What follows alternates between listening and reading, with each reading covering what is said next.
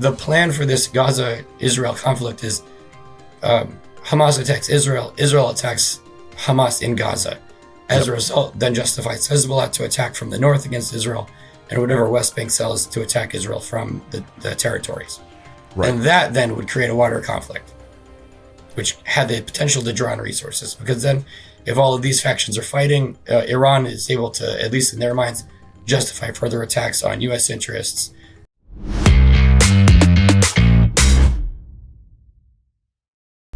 Hi, are you able to hear me? Yes, I am. How's it going? Sorry. Still recovering. Oh, yeah. How are you feeling? I'm feeling better, but you couldn't tell by hearing me talk. Yeah. Are you sure you're going to be okay to have a conversation? I mean, I expect I will be. I have been speaking without, having a coughing fit for a few days now. But if this voice is an issue, No, you're great. I just want to make sure you're comfortable. Yeah. Well, it's so nice to meet you. I really appreciate you taking the call. Yeah, I'm sure happy to, offer my input. Yeah. So would it be helpful if I gave you just sort of a summary overview of the podcast? Please. Yeah, wonderful. So it's a brand new podcast. It's called Crossroad Conversations, and the goal of it is to bridge the gap between scholars like yourself, subject matter experts, with broader audiences. The target demographic is really, right now at least, it may change, mostly college educated young adults. People think like 25 to 35 who are now going more into adulthood, but they realize that they are very internationally ignorant. And so, and like myself included. So this is where I'm trying right now to sort of like, to address this. And I launched it right after the attack in Israel, just because like I interned in a counterterrorism think tank over a decade ago. And this is a topic that I care about. And I don't know of anything that's been similar to it besides 9/11 in my life. So I thought that this would be a perfect sort of jumping point to launch it. And you're, I think, the 7th interview. So it's super new, but really appreciate you taking the time. Yeah, I mean, it's good to be connecting journalism and academics. They should be working hand in hand. Right? And I feel like they aren't always. No, definitely not. Not nearly enough. No, not nearly enough. Welcome back to Crossroad Conversations. This week, we're going to continue our analysis and discussions regarding the Hamas-Israel war, guided by the expertise of Dr. Steve Terner. Dr. Terner spent the past 15 years of his life studying this space. He has a Ph.D. in Middle Eastern history from Tel Aviv University. And in the past, he's worked for The Economist Intelligence Unit, Iranian Economic News, and other publications. And tying to the entrepreneurial aspect of our show, Dr. Terner is an entrepreneur himself, and over the past few years has spent the vast majority of his time facilitating business between Middle Eastern businesses and U.S. markets. Throughout this conversation, we'll hear his thoughts on the relationships between economics, politics, and war. We'll hear a contextual analysis of the Hamas-Israel conflict, including the terrorist attack on October 7th, all the way to the validity of social media comments as a gauge of public opinion. I found this conversation to be particularly illuminating, and I hope you enjoy. I'm curious, how have your experiences living in the Middle East and understanding its languages shaped your perspectives on the recent Hamas-Israel conflict? Well, so first of all, I wanted to add that my background academically is in history, and my focus is on American relations with the Middle East, specifically in decision-making processes and leadership analysis. The languages are helpful in being able to understand what people are saying and the context in which they're saying it. But when you're trying to understand the way that these conflicts unfold and who's behind them and what the goals are, it's very important to contextualize not just the finite conflict itself, but, who's aligned with these countries or groups and how their own both domestic and international interests may be impacted by what's going on. So, at least in this particular century, internationally, there's been, rather than direct conflicts, there's been a move towards proxy wars. And that's not new. That's been happening forever. But in these kinds of cases, Hamas has its own goals, but they're kind of amorphous. The goal of Hamas is to wipe out Israel, as stated in their charter, and Right. create, the bringing back of the caliphate. Now, that's an ideological goal. It's not one that they expect to achieve, certainly not in the near term. So when you try to wonder, well, what's their actual goal, you have to think of, it's not just about them, it's about who they work with, where they get their support from, where their money comes from, who they collaborate with, who trains them. So it becomes a much broader conflict than simply Hamas versus Israel.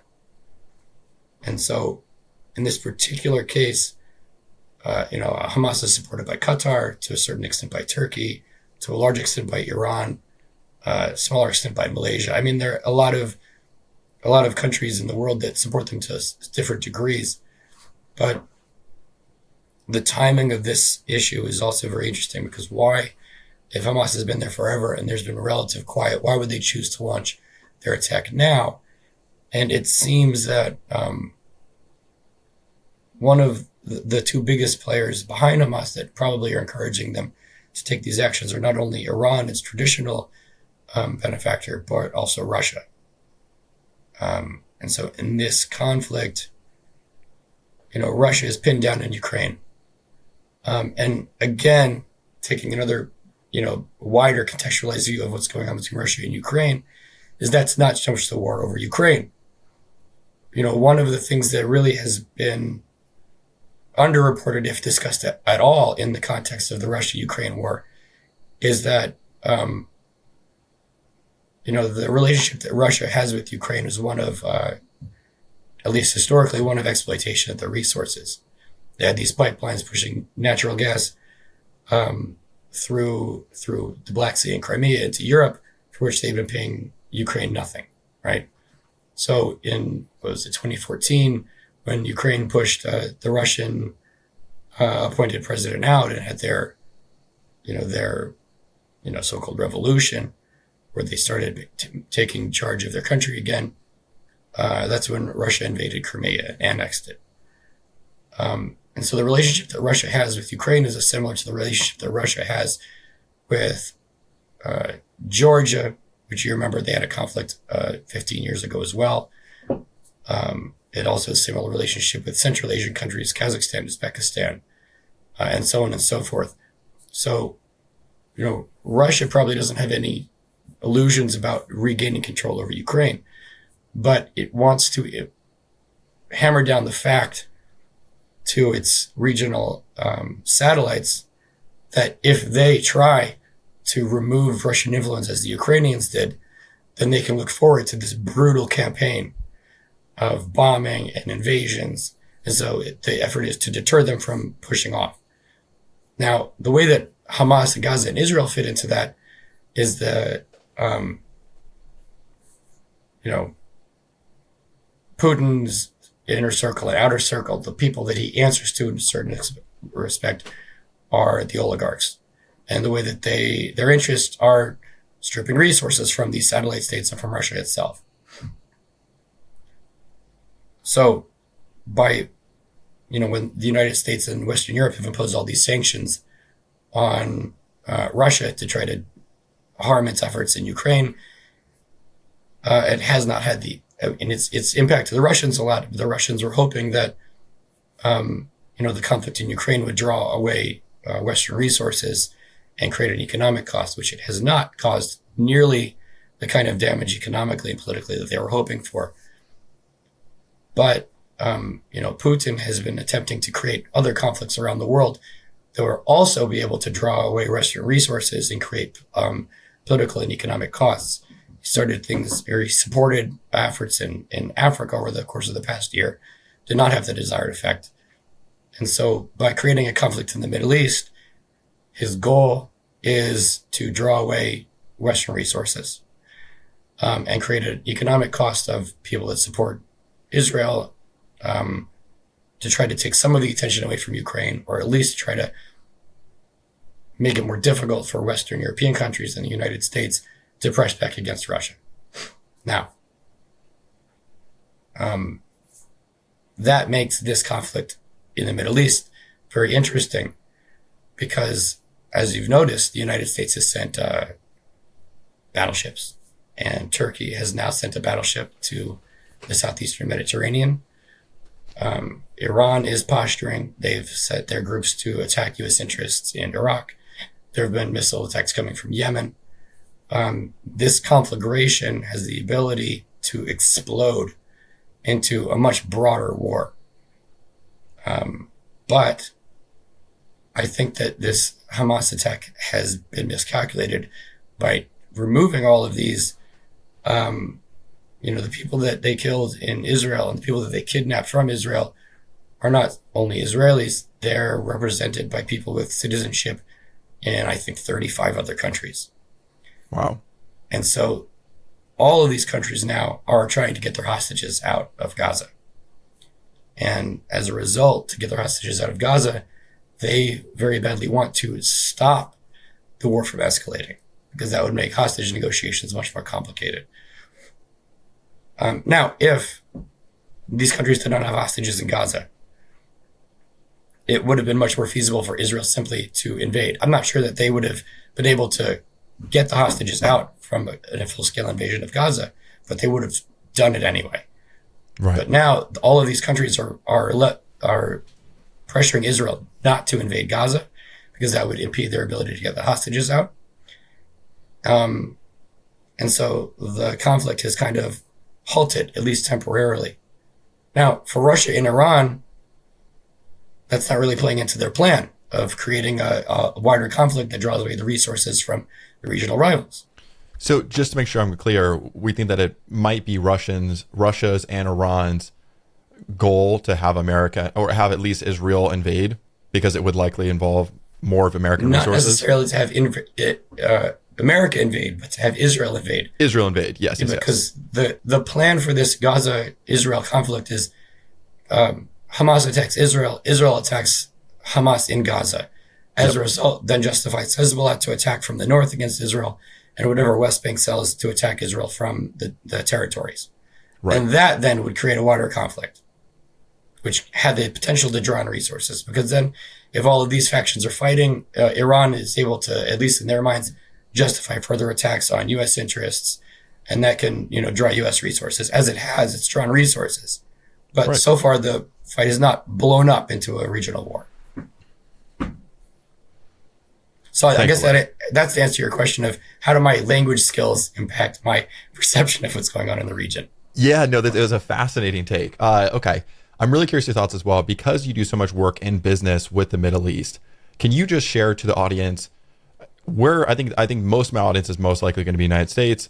We're far more familiar with free markets, capitalism.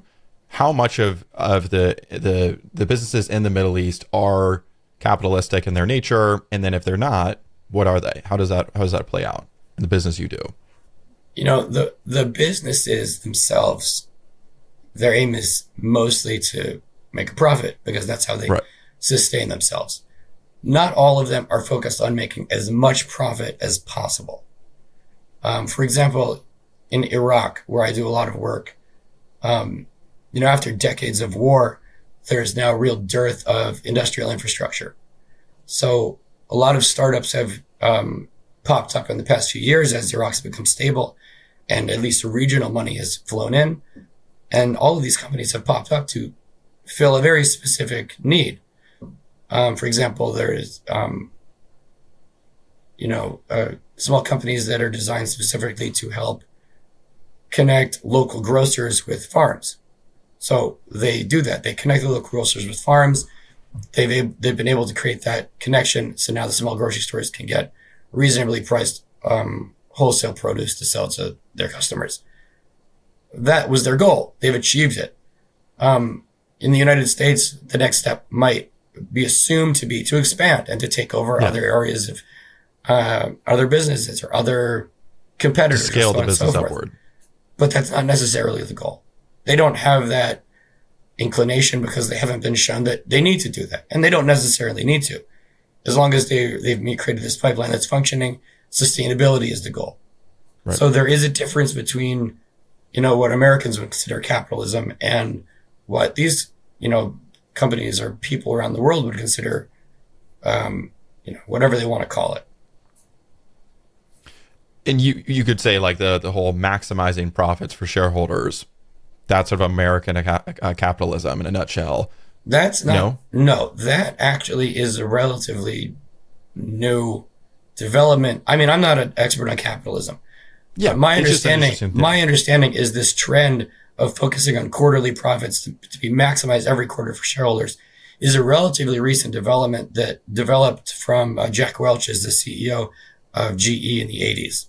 That before that, there was more of a focus on long-term sustainability, that a company's role was not simply to create profits for shareholders on a quarterly basis, but to create long-term sustainability for customers and for employees. So that I would be very careful about considering that as my definition for capitalism, because that is, first of all, it's not sustainable in the long term, and second of all, it creates a lot of problems that make businesses actually less viable. And so there has been a bit of a shift in the corporate world, or at least there's starting to be, away from this demand for quarter after quarter profits at all costs, and more back to a sustainable model.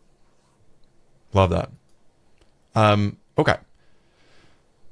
We'll go back to this. So given your expertise in cross-border collaboration and cultivating cross-cultural relationships, how do you view the underlying tensions and historical narratives that fuel the Hamas-Israel conflict? I don't think that the Hamas-Israel conflict has much to do with business interests, except in the fact that it's part of a broader proxy battle over regional influence, and largely between Iran and Saudi Arabia. Now, I mean, Iran is a much larger country than Saudi Arabia in terms of population, GDP, economic diversification.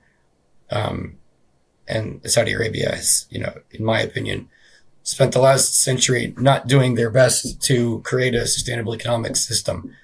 And so they use these kinds of conflicts and proxies to, snipe at each other's kneecaps to try to take them down a notch in order to regain economic influence. So in that sense, there's some economic undertones to the conflict, but directly Israel and Hamas are not competing with one another over economic influence.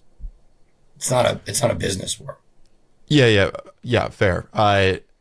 Do you see any sort of way where business could be leveraged to integrate Palestinians and Israelis more in the future? Yes, and that is really the reason why I've been working so hard for the past several years to create business connections between Middle Eastern businesses and U.S. market. Politics follows economics, not the other way around. So if you can create economic opportunities where people are making money and benefiting, it greatly reduces the risk of violent conflict.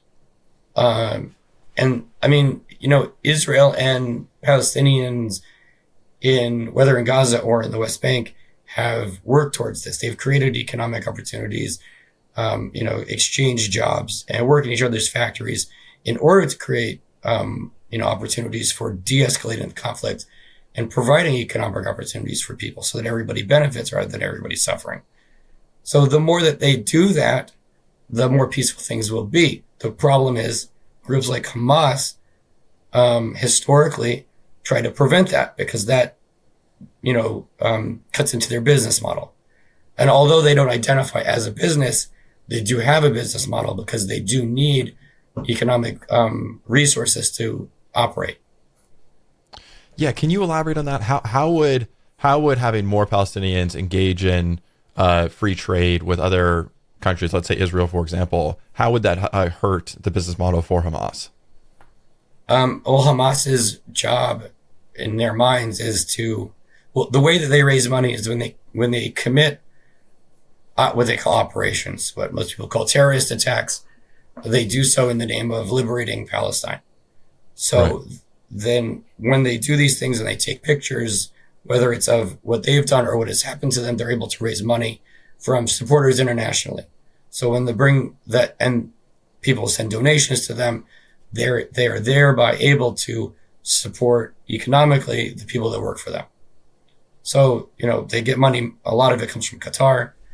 The money comes in, the leadership is supposed to distribute it to their employees and their families. And then when, they lose somebody, when they have, their martyrs, they call them, they support the martyrs' families, supposedly. So they need money to operate. If there are economic interests, and their operations harm those economic interests from other people, then they lose legitimacy, because they're no longer, all they're doing primarily is they're removing money from other people who need it to survive. And so then it becomes a question of, well, are they supporting Palestinians or are they harming Palestinians? Because Palestinians did have the opportunity to work and make a living, and now they don't, because these attacks have harmed the relations between the Israeli population and the Palestinian populations. That's so interesting. And I'm reading every day, trying to understand what proportion of the population in West Bank and Gaza are very much against Zionism, and they would like to see Israel dismantled as a state, versus how many of them would like to engage in trade and would like to see a one-state solution or a two-state solution down the road. Do you have any sense? Because I'm reading both sides, so it's very difficult for me to get engaged. The vast majority of people on the planet are interested in being able to provide for themselves and their families. Right? Yeah. It's as simple as that. I mean, there are efforts by groups to advertise their ideology and to convince people to support them and to oppose normalization and economic relations and so on and so forth. And these efforts can be very effective. I mean, politicians anywhere are able, if they know how, to convince people of things that, thinking about it critically might not be in their immediate interests. But the bottom line is, more people, especially, underprivileged people that need economic opportunities, that's the highest on their list of goals is, what do I want first? Do I want war to reclaim my land? Or, how long is that going to take? Is that feasible? What about, in the meantime, give me a job. I can make, enough food to buy my family a place to live and to keep them fed and to get them educated. So, I mean, just like, in the United States, as this conflict unfolds, the internet is full of people espousing their viewpoints, one side or the other. But obviously you're not hearing from the people that aren't screaming. But most people, what is the population? 310 million people. How many of them are screaming on the internet? Not many. So it's easy to think that the only views are the ones that you're hearing. But obviously that's not the case.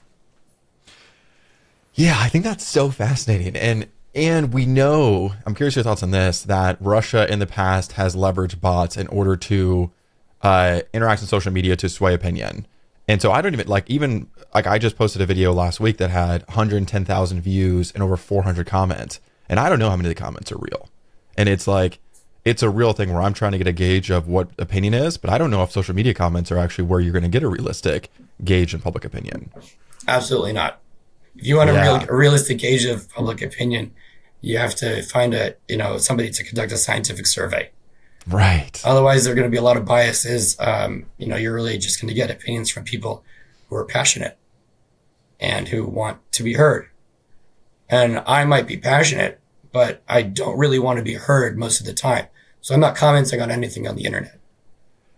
And I find almost all thoughtful people feel that way. I don't know what it is. I don't know if it's a matter of I think it's hard to express a complex opinion on the internet. And do you want to dive into a 2-hour Twitter war on your night? No, I'm happy to get into discussions with people like you who are interested in a complex discussion. But why would I engage with somebody who I have no idea who they are, what their goal is, and then what's the point of the argument on Twitter? Are we going to solve the problem? If we're going to solve the problem, let's do it. If when we're done, it's going to be as if we had never had any discussion, then what's really the point? Okay, this has been a really helpful conversation for myself, if not only just for my mental health of ignoring the comments a little more. So I appreciate that. I am curious. I'll only ask you a question or two more, but are there areas where you wish more Americans were paying attention, things that you wish that more people were focused on or reading or just staying in tune with, that you think that if they did, it would have compounding benefits elsewhere, particularly in the topics we're talking about? Absolutely. For one thing, I really wish that people were made aware of the good things that are going on in the world. That includes in Israel and in Palestinian territories. I have a very big problem with the media's attempts to, try to gain viewers by scaring everybody or by making them worry all the time, because it makes you addicted, but it gives you a false perception of what's going on in the world. I mean, with these conflicts, wars are not fast moving operations. They're very slow. Something doesn't happen every 5 minutes. Something happens maybe every few days, every few weeks, and it's not instant. But the internet is instant, and there's content going up every few minutes that's instant, and it serves little benefit, in my mind, than creating panic and further widening the divide between people. I wish that people were as passionate and interested in advertising and making known how much people get along with each other and how similar they are, as opposed to just what the differences are. God, I love that. And I think that's so true. We do know that technically people are more strongly affected by negative than positive emotion. And this is one of those problems where capitalism can intersect with news and media. And so it's like, you're just fine. You're going to get more views if you're inflammatory. And it's problematic if you have somebody above you saying, hey, get this out right now. That's a tremendous problem. It has a big impact on people's mental health. It also really skews people's awareness of what the political issues are, what's important and what's not important. 100%. I could not agree with you more. And how much better would it be as a society if we facilitated more thoughtful, more polite, long form discourse, so that hopefully we can have more people engaging in business with each other, so that it will become less, institutions will be less incentivized to engage in conflict with each other. Thank you for doing that, and I hope you continue to. Well, I will do it as long as people like yourself will continue to humor me. I'd be happy to have more conversations. Hopefully next time I won't sound like a frog. Okay, one thing I have to ask you before we go. You're the first person I've ever met with Terner, spelled Terner. Talk to me about that. Well, it's a German spelling. It's much more common in Central and Eastern Europe. But my particular family traces the roots to its immigration from a little city in Italy called Terni, a suburb of Rome, Terni, having moved north into the Austro-Hungarian Empire, and they're being referred to Terner as someone who came from Terni. It's not entirely verified that this is the cause, but I've been in touch with people very distantly related, removed, that have the identical story. So the assumption is that's where it came from. That's fascinating. Yeah, I need to do the origin of mine, Terner. I have no idea. I've never actually looked into it, but that's super interesting. Yeah. Awesome. Okay, Professor or Dr. Terner, I really appreciate your time today. And yeah, absolutely. Let's talk again soon. Anytime. Thanks very much. Okay. Thank you so much. Sure. Bye. Bye. Thank you so much for listening to this episode of Crossroad Conversations featuring Dr. Steve Terner. If you enjoyed this episode, please share it with your friends, family, anybody who you think might be interested in hearing another informed perspective of what's happening right now in the Middle East, and comment below. Let me know what we can do to make this content more engaging, as the goal here is just to share more informed opinions on these sort of important issues. So please comment, like, subscribe, do everything we can to grow this. And I hope to see you in the next one. Thank you so much. Bye.